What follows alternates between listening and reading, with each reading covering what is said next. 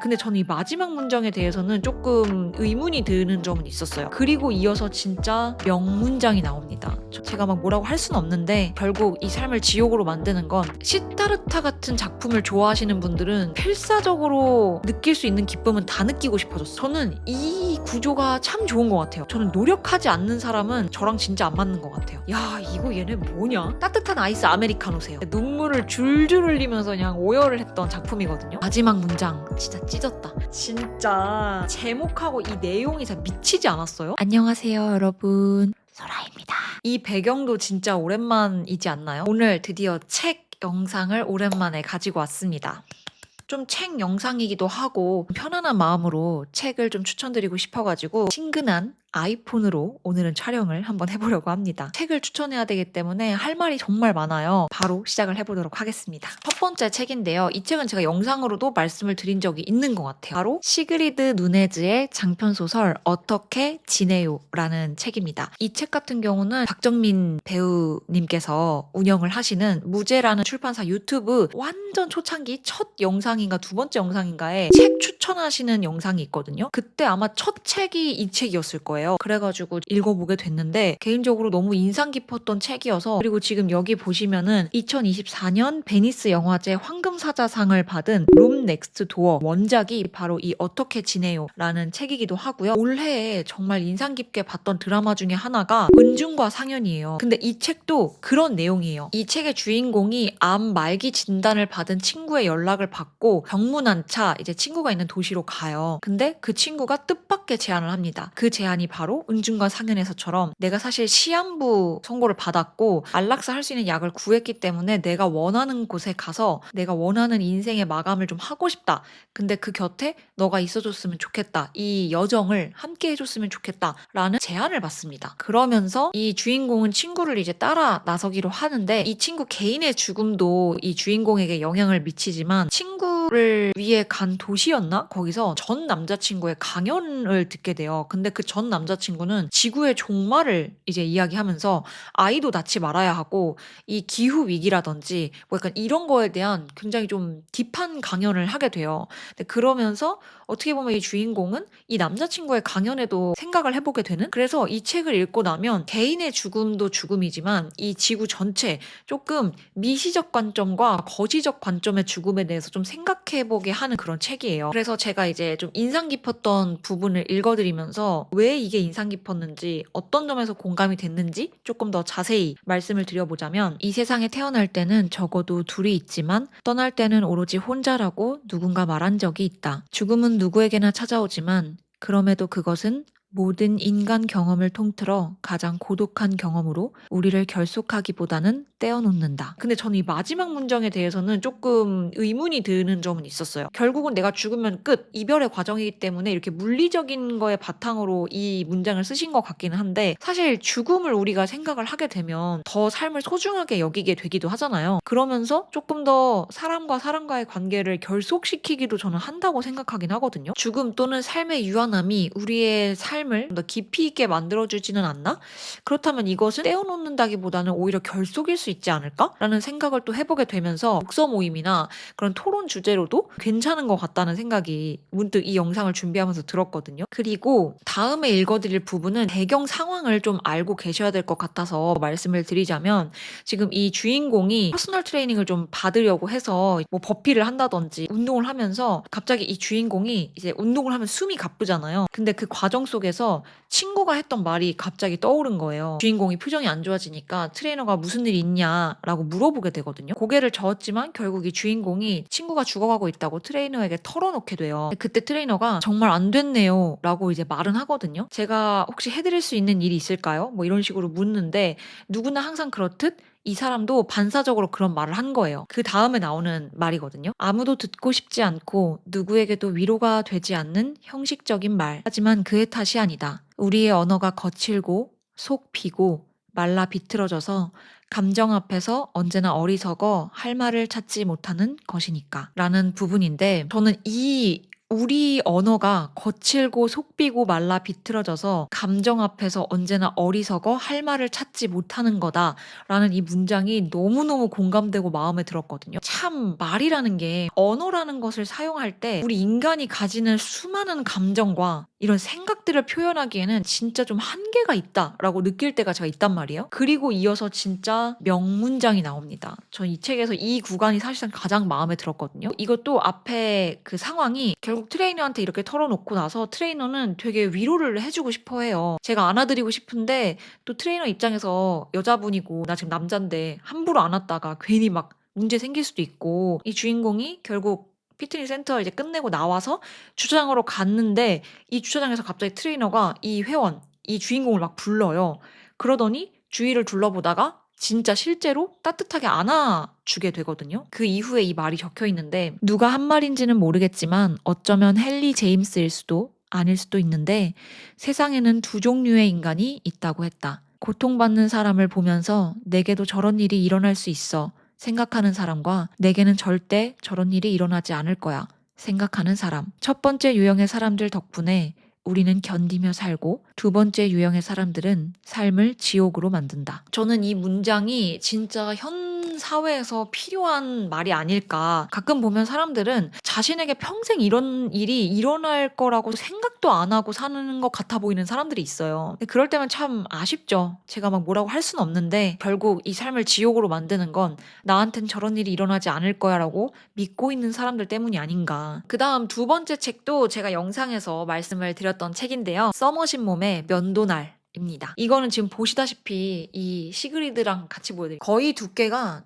1.5배에서 한 2배 정도 되는 것 같아요. 생각보다 굉장히 두꺼운 장편소설이고 태문전입니다. 생각보다 굉장히 빨리 읽게 되는 작품이었어요, 저는. 그리고 이거는 저랑 항상 독서 메이트인 유즈가 트레바리 독서 모임 운영했었을 때 제가 한번 게스트로 갔었는데 그때 책이 써머신 몸의 면도날이어서 저는 그때 처음으로 읽게 된 책이고요. 시타르타 같은 작품을 좋아하시는 분들은 되게 좋아하실 거라고 저는 생각해요. 그리고 이게 또 이 첫 번째 추천드린 책과 연결성이 있다고 생각한 지점이 이 면도날 역시 삶의 의미란 뭘까? 나는 도대체 누구고 이 인생에는 도대체 무슨 의미가 있는가를 생각해보게 하는 굉장히 좀 생각보다 철학적인 책이거든요. 그래서 두 번째로 이어서 추천을 드리면 결이 좀 잘 맞겠다 싶어서 두 번째로 추천을 드리는 것이기도 하고요. 일단 요 간략한 줄거리는 이 주인공 레리라는 인물이 파일럿이 되고 싶어하는 미국인이에요. 근데 제 1차 세계대전에 참전을 하게 되는데 그때 너무 충격적인 일을 겪게 됩니다. 당연하겠죠. 전쟁이니까. 자신의 정말 절친한 동료가 자신을 구하고 자기가 죽은 거예요. 자기 눈앞에서 굉장히 처참하게. 그 이후에 이제 전쟁이 끝나고 돌아와서 원래는 굉장히 평범한 청년이었거든요. 레리가. 막 약혼자 이사벨도 있고 얘가 이제 그 충격적인 일을 겪고 난 이후에 삶의 가치관 자체가 완전 바뀐 거예요. 그게. 여기서 나는 인생의 의미를 찾지 않으면 버틸 수가 없는 사람이 된 거예요. 계속해서 자신의 삶의 의미를 찾아서 막 떠도는 삶을 가게 돼요. 그러니까 뭐 직업도 이제 안 찾고 이사벨과 약혼도 이제 결국 파혼으로 끝을 내고 이 이사벨은 그레이라는 사람과 결국 다시 결혼하고 약혼을 해요. 근데 그 내용은 이제 좀 부차적인 내용이지만 굉장히 이 내용도 재밌거든요. 그리고 사랑이라는 주제로 굉장히 또 토론해볼 만한 거리들이 많아요. 아무튼 결국 이 레리는 그렇게 떠도는 삶을 살다가 인도로 가서 수행을 하기도 하고 하면서 그런 삶의 의미를 좀 찾아 나가는 그런 내용이거든요. 몇 가지 읽어드리면서 좀 추가적으로 말씀을 드려보자면요. 좀 초반에 나오는 내용인데요. 하지만 1시간 전까지만 해도 쌩쌩하던 녀석이 죽은 모습으로 누워있던 게 떠올라. 그러면 모든 게 얼마나 잔인하고 얼마나 무의미한가 하는 생각이 들어. 인생이란 대체 무엇인가? 산다는 것에 의미가 있는가? 아니면 삶이란 눈먼 운명의 신이 만들어내는 비극적인 실수에 불과한 것이 아닌가? 하는 생각을 하지 않을 수가 없어. 굉장히 초반에 나오는 문장인데도 불구하고 우리에게 딱 그냥 질문을 던지는 것 같아요. 레리의 삶을 따라가면서 너네도 한번 생각을 해봐. 이 삶에 무슨 의미가 있는지, 도대체 너의 삶에는 어떤 의미가 있는 건지 한번 돌아봐 라고 이야기를 해주는 구간인 것 같더라고요. 이번에는 또 확 뒤쪽인데요. 새벽에 아름다웠던 장미가 정오의 그 아름다움을 잃는다고 해도 그것이 새벽에 가졌던 아름다움은 실제로 존재하는 거잖아요. 이 세상에 영원한 것은 없어요. 그러니 무언가에게 영원한 존속을 요구하는 건 어리석은 짓이겠죠. 하지만 그것이 존재할 때 그 안에서 기쁨을 취하지 않는 것은 훨씬 더 어리석은 거예요. 변화가 존재의 본질이라면 그것을 우리 철학의 전제로 삼는 것이 현명하죠. 똑같은 강물에 두 번 들어갈 순 없어요. 강물은 끊임없이 흐르니까. 하지만 다른 강물에 들어가도 그건 역시 시원하고 상쾌한 건 틀림없어요. 내가 선택해서 태어난 건 아니지만 이 주어진 삶, 내가 이 삶이 존재할 때 이 삶 안에서 기쁨을 취하지 않는 거는 그것도 어리석은 거다. 라는 뉘앙스로 저는 받아들였는데 진짜 맞는 말이잖아요. 그래도 주어진 것 안에서 기쁨을 찾지 않으면 그게 진짜 무슨 의미가 있는가 싶은 느낌이 들어서 필사적으로 느낄 수 있는 기쁨은 다 느끼고 싶어졌어요. 그래서 그런 의미로 이 구간도 너무너무 좋았고요. 그리고 마지막으로 제가 가진 가치관이랑 또 굉장히 유사하다고 느껴지는 문단이 있어서 시도는 할 수 있잖아요. 물레도 한 사람의 머리에서 나온 거고 만류인력의 법칙을 발견한 것도 한 사람이었어요. 이 세상에 일어나는 일들은 모두 작게나마 영향력을 갖고 있게 마련이죠. 연못에 돌 하나를 던져도 이 우주는 돌을 던지기 전의 우주와 똑같다고 할 수 없습니다. 물론 영향이라고 해봐야 연못에 돌을 던졌을 때 작은 물결이 있는 것처럼 아주 미미할 겁니다. 하지만 하나의 물결은 또 다른 물결을 일으키고 그것은 그 다음 물결로 이어지죠. 그렇게 되면 몇몇 사람들이나마 제 생활 방식이 행복과 평화를 준다는 점을 깨닫고 자신이 배운 것을 다른 사람들에게 가르쳐 줄 수도 있잖아요. 저는 그 나비 효과를 굉장히 믿는 사람이거든요. 저도 영향력을 누군가에게 줄 수 있다고 믿는 사람으로서 좀 좋은 영향력을 사람들에게 주면 또 그 받은 사람들이 또 다른 타인에게 좋은 영향력을 줄 수 있잖아요. 내가 만약에 이 A라는 사람한테 많은 사랑을 줬어요. 근데 이 A라는 사람이 나한테 그 사랑을 주지 않아도 저는 이 A라는 사람이 자신이 좋아하는 또 다른 사람들에게 그만한 좋은 사랑을 베풀어 줄 거라고 믿어요. 근데 그러면 그 받은 B가 또 다른 C에게 이런 마음을 베풀고 저는 이 구조가 참 좋은 것 같아요. 특히나 요새같이 팍팍하게 사는 그런 사회 속에서는 더더욱 필요한 말인 것 같아요. 사실 세상에 완벽한 사람은 저는 없다고 믿거든요. 저도 완벽하지 않아요. 저도 늘 착한 짓만 할 순 없거든요. 근데 단순히 그런 문제가 아니라 그럼에도 불구하고 하려는 노력이 저는 진짜 중요하다고 봐요. 올해 또 느낀 게 저는 노력하지 않는 사람은 저랑 진짜 안 맞는 것 같아요. 너무 쪼대로 사는 사람은 저랑 맞지 않아요. 전 노력하는 사람이 좋습니다. 면도날이 제시하는 어떤 질문에 대해서도 깊이 한번 생각해 보시면 좋을 것 같아요. 그리고 세문전을 읽는다는 것, 제 기준? 좀 본세나는 행위라고 생각을 합니다. 그래서 내게 감명 깊었던 세문전을 모으는 행동? 본세가 난다. 면도날 같은 작품 앞으로 많이 또 모아보도록 하겠습니다. 목 좀 축이고 갈게요. 입이 바싹바싹 마르네요. 다음은 이승우 작가님의 장편소설 사랑의 생애입니다. 우선 이 책 같은 경우는 올해 처음으로 돈을 주고 독서 모임을 하기 시작했어요. 제가 바빠서 다음 시즌은 신청을 못했는데 그 업체는 트레발이 아니고요. 저는 써니사이드북이라는 업체라고 해야 될까요? 그 독서 모임에서 세 번째 회차에 나왔었던 책입니다. 일단 이 사랑의 생애는요. 근데 호불호가 굉장히 갈릴 수 있는 책임을 먼저 좀 말씀을 드리고 싶어요. 왜냐하면 저희 독서 모임에서도 이거 호불호가 좀 갈리더라고요. 근데 저는 이거 굉장히 극호였거든요. 근데 불호였던 분도 좀 계셨어가지고 일단 가장 큰 그 불호의 포인트는요. 첫 번째는 중간중간 동어 반복을 좀 많이 하세요. 가장 대표적인 예를 하나 모르는 사람으로 인식한다는 것은 인식하지 못하는 사람으로 인식된다는 것이다. 모르는 것이 아니라 모르는 것을 아는 것이다. 몰라서는 곤란하다. 무지가 사랑의 조건이 되어서는 안 된다. 어떻게 모르는 사람을 사랑할 수 있는가. 연인은 내가 아는 사람이어야 된다. 근데 그가 아는 것은 모르는 것이다. 이런 동어 반복의 말투가 제가 느끼기에는 굉장히 번역투 같다고 느껴졌거든요. 그래서 이런 구간이 근데 꽤 많이 나와요. 그래서 그런 구간이 나올 때마다 굉장히 고도의 집중을 하면서 읽어야 된다는 점이 약간의 단점일 수 있다.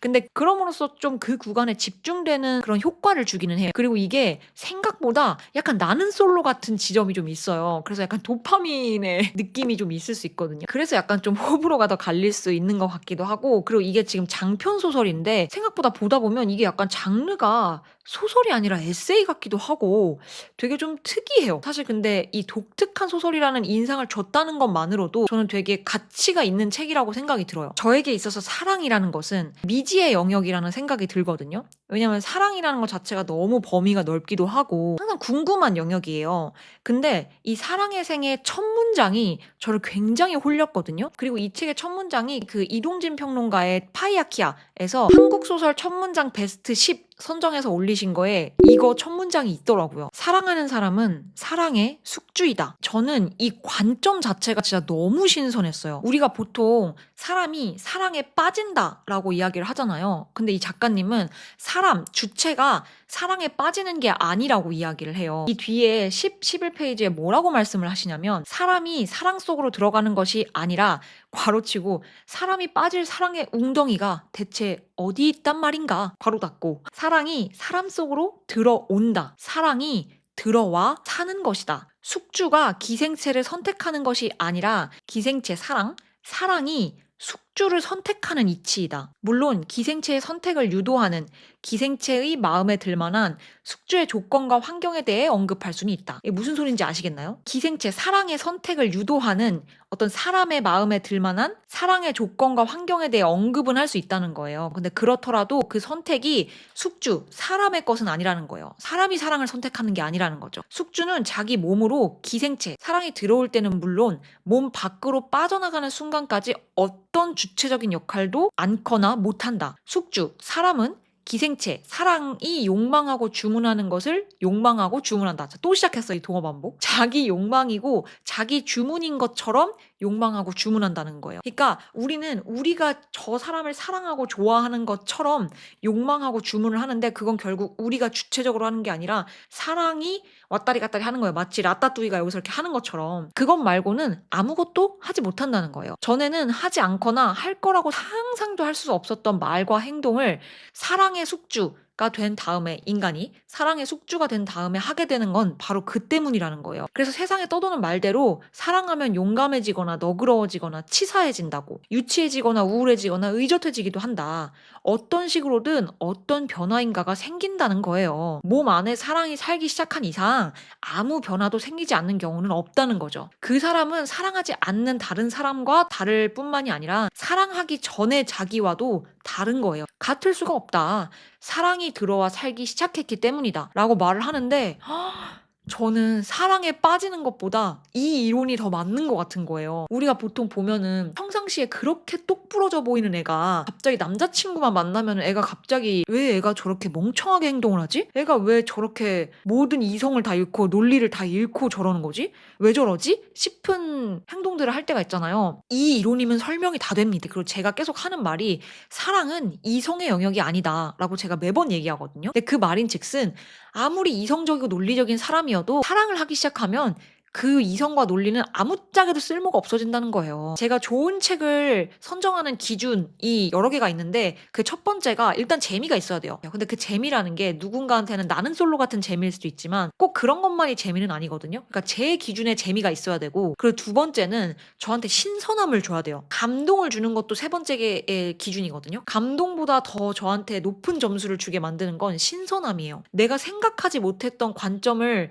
생각하게 하는 책이 저한테 있어서는 진짜 좋은 책이거든요. 근데 이 책이 그 지점에서 굉장히 높은 점수를 저에게 받았습니다. 그리고 이 안에 등장인물이 여럿 나와요. 근데 그 등장인물이 다 한 개씩 뭔가 핀트가 나가 있어요. 그래서 어떤 애는 굉장히 회피형이고 어떤 애는 바람을 피고 어떤 애는 굉장히 희생적이고 어떤 애는 또 굉장히 집착합니다. 야, 이거 얘네 뭐냐? 하면서 읽게 되는 그런 느낌이 있거든요. 근데 사실 솔직히 말하면 전 환승연애도 그렇고 나는 솔로도 그렇고 저는 그분들이 진짜 늘 대단하다고 생각하는 게 그게 사실 사랑이 들어와 사는 사람들의 그냥 민낯이라고 생각해요. 지금 여기 나오는 소설 속의 등장인물들도 그렇고. 근데 그게 사실 카메라가 돌아갈 때 보여주기가 쉽지 않다고 저는 생각하는데 그들은 다른 면에서 굉장히 감사한 사람들이에요. 우리가 갖고 있는 어떤 찌질하거나 사랑할 때 회피적이거나 조금은 집착적이거나 약간 이런 게 모든 사람은 전 다 그런 면이 있다고 생각해요. 다 정도의 차이일 뿐이지. 그래서 더 재밌게 읽었습니다. 그리고 또 이 책이 좋았던 마지막 이유가 중간중간 진짜 띵언이 많아요. 그 띵언을 한 번씩 쭉 읽어드리면서 이 책은 넘어가면 될 것 같아요. 이 모순의 문장은 기억에 스며있는 욕망에 대해 사유하게 한다. 한 남자가 트렁크를 들고 대문을 나섰다. 이것이 특정한 시간에 특정한 공간에서 실제로 일어난 사건의 내용이다. 달아나는 것 같았다. 와 쓸쓸함은 그 이미지에 덧붙여진 것이다. 그것들은 행위자의 행위가 아니라 그것을 목격한 자, 더 나아가 그것을 진술하는 자의 심상에 새겨진 인상이다. 기억하는 자의 욕망이 행위자의 행위를 해석하고 있다. 이 의미부여와 해석을 좋아하는 사람들은 이런 면모를 조금은 조심해야 될 필요가 있는 것 같더라고요. 그 다음, 무엇을 요구하는 것은 사랑이 아니기 때문이다. 요구하지 않는 것이 아니라 요구할 수 없는 것이 사랑이다. 사랑은 권력이 아니고 권력이 될 수 없고 권력이 되어서도 안 된다. 권력을 행사하기 위한 수단으로 사랑을 앞세우는 사람은 지배를 하기 위해 국민들을 사랑한다는 명분을 내세우는 독재자와 다름없다. 독재자의 사랑이 권력욕을 충족하기 위한 수단의 다름 아닌 것처럼 무엇인가를 강요하는 사람의 사랑 역시 자기 욕망을 실현하기 위한 방법으로 사랑을 이용하고 있는 것에 다름 아니다. 사랑은 강요하는 것이 아니고 강요하지 않는데도 강요받는 것이다. 강요하는 이는 없고 강요받는 이만 있다. 이거는 많은 분들이 이거 진짜 띵언이다 라고 했던 건데, 의심하는 사람이 정말로 원하는 것은 만족이 아니라 의심이기 때문이다. 의심하는 사람의 의심은 확신하는 사람의 확신보다 언제나 확고하다. 그리고 이것도 제가 굉장히 인상 깊게 읽은 부분인데, 질투는 사랑의 크기가 아니라 그가 느끼는 약점의 크기를 나타내 보인다. 사랑해서 질투하는 것이 아니라 약점이 있어서 질투하는 것이다. 맹렬하게 사랑해서가 아니라 그만큼 열등감을 느껴서 맹렬하게 질투하는 것이다. 이 부분에 굉장히 새로운 시선을 또 느낀 게, 저는 질투라는 게 사랑하기 때문에 질투하는 거라고 생각을 했거든요. 물론 그 부분도 일정 부분 아직 맞다고는 생각해요. 사랑하지 않는데 굳이 질투를 할 필요는 없죠. 그리고 이유도 없고. 근데 더 나아가서 강한 질투심을 느낀다라는 것은 잘 뒤집어 보면 진짜 말 그대로 열등감인 것 같은 거예요. 질투를 느끼는 그 대상보다 내가 모자라다고 생각하니까 질투를 느끼는 것 같거든요. 그래서 돌이켜보면 저도 질투가 없는 편이 아닌데, 보통 나한테 없는 면인 사람에 대해서 무언가를 이야기할 때 질투를 확실히 느끼는 것 같아요. 그래서 제가 이 구간을 읽고 하나 또 생각이 든 건, 나를 먼저 사랑해야 좋은 사랑이 남에게도 흘러간다고 하잖아요. 근데 이런 경우는 나를 사랑하지 못해서 내가 저 사람보다 모자란 거를 더 내 스스로가 부각해서 받아들이기 때문에 더 질투가 많이 나는 것 같아요. 내 스스로가 나를 너무 되게 사랑해주고 저 사람이 있지만 나한테는 없는 면이어도, 나는 근데 이런 엄청난 장점이 나한테는 있는걸? 모든 사람이 모든 걸 가질 순 없지 라고 생각해버리면 질투의 정도가 많이 낮아질 것 같긴 하더라고요. 그래서 이 구간을 읽으면서도 굉장히 많이 좀 느끼고 반성하고 하게 됐던 것 같아요. 결국 이 모든 다양한 사랑에 대한 내용을 말하면서 저는 이게 핵심 문장이라고 좀 생각을 했어요. 중요한 것은 아는 것이 아니라 삶을 하고 사랑을 하는 것이다. 정의 내리는 것이 아니라 경험하는 것이다. 그 속에 들어가는 것이다. 어떻게 해도 정의되지 않는 것이 신이고 삶이고 사랑이기 때문이다. 사랑하십시오, 여러분. 결국 경험하는 것밖엔 답이 없는 것이 인생인 것 같습니다. 책 하나를 이렇게까지 길게 말하는 게 맞는 걸까요? 갑자기 걱정이 되기 시작하는데, 마지막 소설입니다. 주인공은 마지막에 나와야 하기 때문에 제가 배치를 이렇게 시켰는데요. 성혜나 작가님의 빛을 거두면 빛 입니다. 이거 제가 올해의 소설로 제가 뽑았거든요. 이 책 자체는 2022년에 나왔거든요. 저는 올해 읽었기 때문에 올해의 소설입니다. 일단 성혜나 작가님은 올해 진짜 홈모노로 출판 업계를 뒤집어 놓으신 분이죠. 이 책이 홈모노보다 더 전에 나온 책이에요. 제가 최은영 작가님도 진짜 좋아하거든요. 최은영 작가님이랑 좀 비슷한 느낌이 들면서도 좀 달라요. 최은영 작가님이 훨씬 더 온도감으로 따지면 더 따뜻하고요. 오히려 성혜나 작가님은 좀 차가운 편이신 것 같긴 하거든요. 근데 그 차가움 속에서 느껴지는 따뜻함이 있어요. 따뜻한 아이스 아메리카노세요. 그리고 안에는 8개의 단편이 들어있고요. 홈모노랑은 완전 결이 다른 책이라고 하더라고요. 그리고 마찬가지로 이 책도 독서 모임 이번에 하면서 첫 책으로 이 책을 읽었습니다. 사실 사랑의 생애는 3번째 책이었고, 써니사이드 북이 10만 원에 4회를 하거든요. 이거 다 제 돈 계산입니다. 제가 다 돈 주고 들은 겁니다. 근데 4회를 하는데 2번째 책이랑 4번째 책 같은 경우는 제가 이미 읽었던 책이었어요. 근데 이 2책만 제가 안 읽었던 책이었거든요. 근데 이 2책이 다 올해 책으로 뽑혔습니다. 그 정도로 여러분, 독서 모임이라는 것이 말입니다, 진짜 좋은 영향을 준다. 왜냐면 책을 한 권 읽고 나만 감상을 하고 끝났으면 이 정도까지의 느낌이 없었을 텐데, 생각해보니까 면도날도 이거 지금 다 독서 모임 했던 책만 지금 다 거의 뽑혔거든요. 그 정도로 모임을 하면서 책을 읽는 게 참 좋다라는 생각을 다시 한번 하게 됐어요, 올해. 이 소설에 좀 특이한 점이 있다면, 보통은 단편집이면 단편들 속에 하나의 제목을 이 메인 제목으로 쓰는 경우가 많은데, 이 책은 새로 지어진 책 제목이에요. 차도하 시인의 조찬이라는 시에서 가지고 온 구절, 문구라고 하더라고요. 절망 속에서도 희망은 계속 있다라는 의미를 담고 있는 것 같고요. 단편 소설 전체적으로 관통하는 어떠한 주제 라고 한다면 타인에 대한 이해를 계속 실패하는 내용들이거든요. 너가 내가 돼보지 않으면 나를 이해할 수 없듯이 나도 타인이 돼보지 않는 이상 100% 그를 이해할 수 없어요. 우리는 늘 타인에 대한 이해를 실패하고 오해를 할 것이며 그냥 그렇게 살아가게 될 건데, 이 소설을 읽고 나면 우리의 목적은 그렇게 무조건 타인을 100% 이해하는 데 있지 않고 결국 그 낙차, 그 이해를 실패하는 데서 오는 그 간극, 그거를 기록하고 그거를 발견하는 데 우리는 목적이 있다라는 걸 좀 말해주는 그런 책이라고 생각이 듭니다. 저는 8개의 단편 중에서 저의 최애 단편은 좀 뽑기가 어려울 정도로 너무너무 좋은데, 저는 화양극장, 당춘, 오즈 이렇게 3편이 가장 좋았고, 그 중에서도 오즈는요 눈물을 줄줄 흘리면서 그냥 오열을 했던 작품이거든요. 저는 F 참가자여서 릴스가 조금 슬픈 것만 봐도 잘 울어요. 그 점은 좀 참고를 해주시는데 그래도 굉장히 많이 눈물 짓게 했던 그런 소설이다. 그래서 제가 뽑은 3편에서 가장 좋았던 구간들을 읽어보면서 넘어가면 될 것 같습니다. 먼저 화양극장인데요. 이목 씨는 말했다. 어둠을 거두면 또 다른 어둠이 있을 거라 여기며 살았는데 그게 아니었다고. 어둠을 거두면 그 안에는 빛이 분명 있다고. 나는 이제 살아내지 않고 살아가고 싶어요. 견디지 않고 받아들이면서. 이 화양극장 아마 읽으면 여러분들도 꽤나 많은 위로를 얻으실 거라고 전 생각합니다. 확신합니다. 그 다음은 당춘인데요. 지난 몇 년간 마을 사람들과 이루어온 혁혁할 것도 대단할 것도 없는 작당 모의를 삼촌은 하나하나 회고했다. 아이들이 찍은 단편 영화 상영회를 열었던 것. 생전 악기 한번 다뤄본 적 없는 주민들과 농한기에 우쿨렐레 연주회를 벌인 것. 이 모든 게 단순히 봉사에 그쳤다면 아무것도 나아지지 못했을 거라고. 더디고 때때로 지칠 때도 있지만 그래도 같이 하는 게 더 좋다고. 느리지만 하나하나 읽어가는 즐거움이 있다고. 삼촌은 여기가 좋아. 말하며 그는 손바닥으로 식탁의 음각을 부드럽게 쓸었다. 좋아서 더 좋은 곳으로 만들고 싶어. 너희들도 후일에 머물다 가라고. 사흘, 어렵다면 이틀이라도. 여긴 그래도 되는 곳이야. 저는 이 소설 전체에서 가장 마음이 쓰이고 애착이 많이 가는 인물이 이 당춘의 삼촌인데요. 삼촌이 되게 이상주의자 같으면서도 저는 늘 그렇게 생각해요. 세상에는 이런 이상주의자가 필요하다. 없으면 안 돼요. 그럼 얼마나 세상이 팍팍하겠어요. 갑자기 화내. 그리고 마지막으로 제가 정말 많이 울었던 오즈. 그리고 나는 꿈, 희망 그런 말 싫어해요. 나한테 해준 게 없거든요, 그게. 어둠 속에서 할머니는 나를 빤히 바라보았다. 너 꼭 겁쟁이 사자 같다. 그녀는 쉽게 겁을 내고 안주하는 오즈의 마법사 속 겁쟁이 사자에 대해 이야기했다.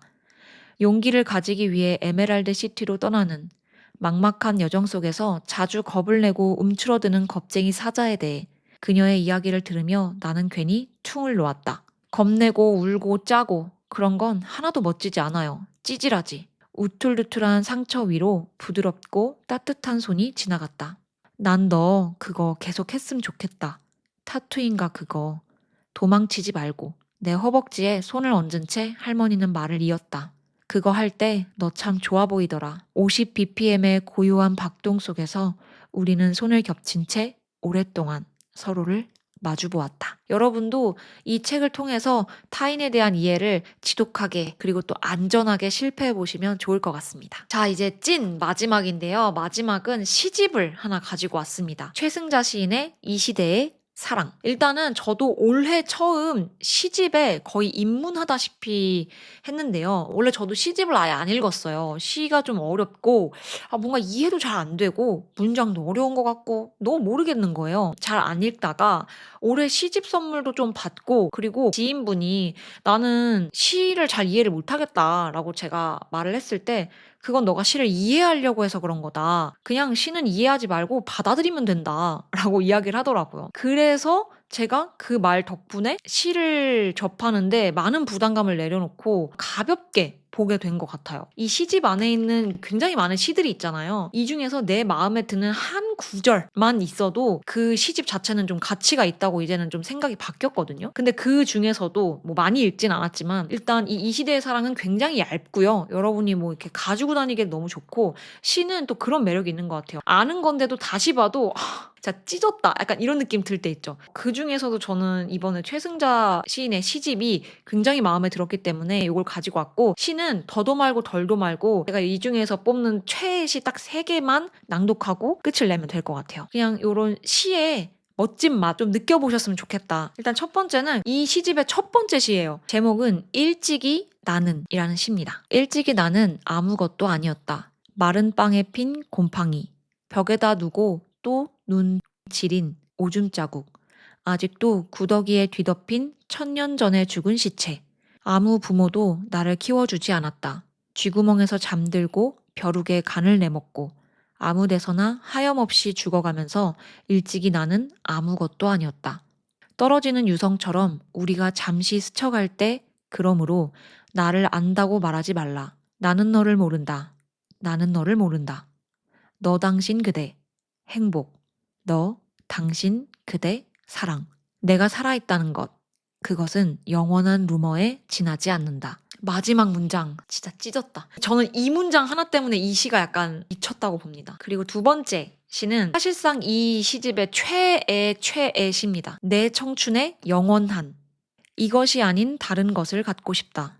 여기가 아닌 다른 곳으로 가고 싶다. 괴로움, 외로움, 그리움. 내 청춘의 영원한 트라이앵글. 진짜 제목하고 이 내용이 진짜 미치지 않았어요? 내 청춘에 영원히 반복되는 거예요. 이거 아니고 다른 거 갖고 싶고, 여기가 아닌 늘 다른 곳을 가고 싶고. 그러니까 내가 안정화되어 있다고 하지만 우린 늘 다른 걸 추구하잖아요. 특히 청춘이면 더더욱. 그래서 괴로움, 그래서 외로움, 그리고 그리움. 이 3개가 내 청춘의 영원한 트라이앵글이다. 사실상 최애시였고, 마지막은 너에게. 마음은 바람보다 쉽게 흐른다. 너의 가지 끝을 어루만지다가 어느새 나는 네 심장 속으로 들어가 영원히 죽지 않는 태풍의 눈이 되고 싶다. 엄청 짧죠? 근데 이 마지막 2줄, 어느새 나는 네 심장 속으로 들어가 영원히 죽지 않는 태풍의 눈이 되고 싶다. 이 비유 진짜 뭐예요? 저는 이 시집에서 이렇게 3개를 가장 좋아합니다. 이렇게 해서 저의 2025년 진짜 저를 많이 지탱해주고 저에게 많은 힘을 주었던 저의 책 총 5권을 오늘 가지고 와봤는데요. 여러분에게 영업이 잘 됐을런지 모르겠어요. 근데 진짜 다 좋은 책들이에요. 여러분의 올해 인생책도 저에게 진짜 많은 영업, 추천 부탁드립니다. 올해 한 해 동안 저를 많이 사랑해준 우리 솔송이들 너무 고맙고요. 그리고 다음 해에도 또 부지런히 읽어서 여러분들에게 좋은 책 많이 소개해드릴 수 있도록 하겠습니다. 그럼 오늘도 영상 끝까지 시청해주셔서 너무너무 감사드리고요. 다음에 더 좋은 영상으로 만나도록 할게요. 그럼 안녕!